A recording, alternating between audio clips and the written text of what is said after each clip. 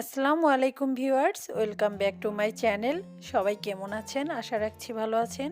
তো আজকে আমি আপনাদেরকে বানিয়ে দেখাবো কুমড়ো ফুলের পাকোড়া। এখন কুমড়ো ফুল পাওয়া যায় প্রচুর পরিমাণে। এই পাকোড়াটা বানানো খুবই ইজি, কিন্তু খেতে এক কথায় অসাধারণ। রেসিপিটি দেখার আগে আমি আপনাদেরকে একটা অনুরোধ করব, যারা এখনও আমার চ্যানেলটি সাবস্ক্রাইব করেন নাই তারা অবশ্যই আমার চ্যানেলটি সাবস্ক্রাইব করবেন এবং পাশে থাকা বেল বাটনে ক্লিক করে রাখবেন পরবর্তী ভিডিওর নোটিফিকেশন পাওয়ার জন্য। চলুন দেখে নেওয়া যাক কী কী দরকার কুমড়ো ফুলের পাকোড়া বানানোর জন্য।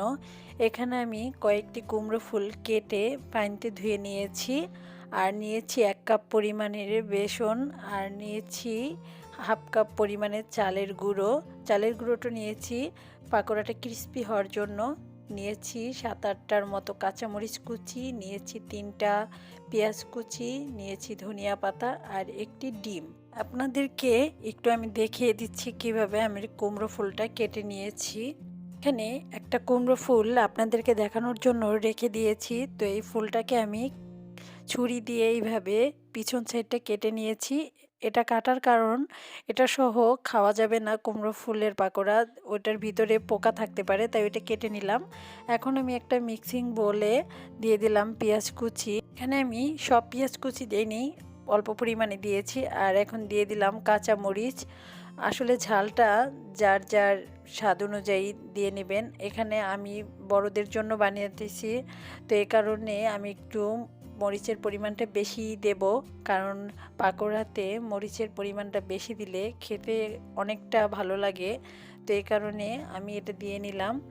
আর এখানে আমি ধনিয়া পাতা দিয়ে পেঁয়াজ মরিচটাকে একটু ভালোভাবে লবণ দিয়ে মেখে নিলাম। দিয়ে দিলাম একটা ডিম। ডিমটা দিয়েছি আমি, এটা পানির পরিবর্তে আমি ডিমটা আগে দিয়ে নিলাম। তো এখন আমি দিয়ে দেব বেসন। বেসনটা আসলে ফুলের পরিমাণ অনুযায়ী বেসন এটা ব্যবহার করতে হবে। ফুল যদি বেশি থাকে, আপনি যদি পাকোড়া বেশি বানান, তাহলে বেসন, চালের গুঁড়ো এসব কিছু একটু বেশি বেশি লাগবে। কিন্তু এখানে আমি অল্প পরিমাণে বানাবো, তাই অল্প করেই দিয়ে নিচ্ছি। আর এখন দিয়ে দিলাম চালের গুঁড়ো। তো এখন সব কিছু একটু ভালোভাবে আগে ডিমের সাথে মাখিয়ে নিচ্ছি। এখন দিয়ে দিলাম আদা রসুনের পেস্ট কিছুটা, আর দিয়ে দিলাম লাল মরিচের গুঁড়ো। আমি এখানে আগেই বলে নিয়েছি আমি ঝালটা একটু বেশি দেব, কারণ পাকোড়াতে ঝাল আমার কাছে ভালো লাগে। আর এখন একটু একটু করে পানি দিয়ে আমি ভালো একটা ব্যাটার তৈরি করে নিচ্ছি, কারণ এগুলোতে ভালোভাবে না মাখানো হলে তাহলে ফুলের গায়ের থেকে এটা পড়ে যাবে। বেশি পাতলাও করা যাবে না, বেশি ঘনও করা যাবে না। তো এই কারণে আমি এইভাবে মাখিয়ে নিলাম। এই ব্যাটারটা বেশি ঘন হলে তাহলে ফুলের গায়ে যখন লাগাবো তখন শক্ত হয়ে থাকবে, খেতে ভালো লাগবে না। আর পাতলা হলে ফুলের গায়ে থেকে খুলে পড়ে যাবে। তো আমার এই ব্যাটারটা পারফেক্ট হয়েছে, তো আপনারা এইভাবে দেখে করে নিতে পারেন। তো এখন আমি ফুলের সাথে এটাকে চুবিয়ে নিলাম। এখন আমি দিয়ে দিলাম তেলের মধ্যে। সবগুলো দেওয়ার পরে আমি আস্তে আস্তে করে সবগুলো উল্টিয়ে দেব। একটা ব্রাউন কালার আসার আগ পর্যন্ত এটাকে আমি ভেজে নেব।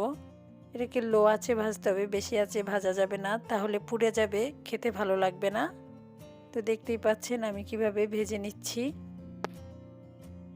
সবগুলো আমি আবার একটু উল্টিয়ে ভেজে নেব, কারণ এক সাইড হয়ে গেছে। এখন আর এক সাইডটা একটু ভালোভাবে ভেজে এ পর্যায়ে যখন একটা কালার চলে আসছে, এখন আমি এটাকে উঠিয়ে নেব। তো দেখতেই পাচ্ছেন আমি কিভাবে ভেজে নিয়েছি এই পাকোড়াগুলো। তো আমার আজকের এই ভিডিওটি যদি আপনাদের ভালো লেগে থাকে, তাহলে অবশ্যই লাইক, কমেন্ট এবং শেয়ার করতে ভুলবেন না। আমার চ্যানেলে যারা আগেই সাবস্ক্রাইব করেছেন তাদেরকে অসংখ্য ধন্যবাদ। আর যারা এখনও সাবস্ক্রাইব করেননি তারা অবশ্যই আমার চ্যানেলটি সাবস্ক্রাইব করে নেবেন, আর পাশে থাকা বেল বাটনে ক্লিক করে দিবেন পরবর্তী ভিডিওর নোটিফিকেশন পাওয়ার জন্য। সবাই ভালো থাকবেন। আল্লাহ হাফেজ।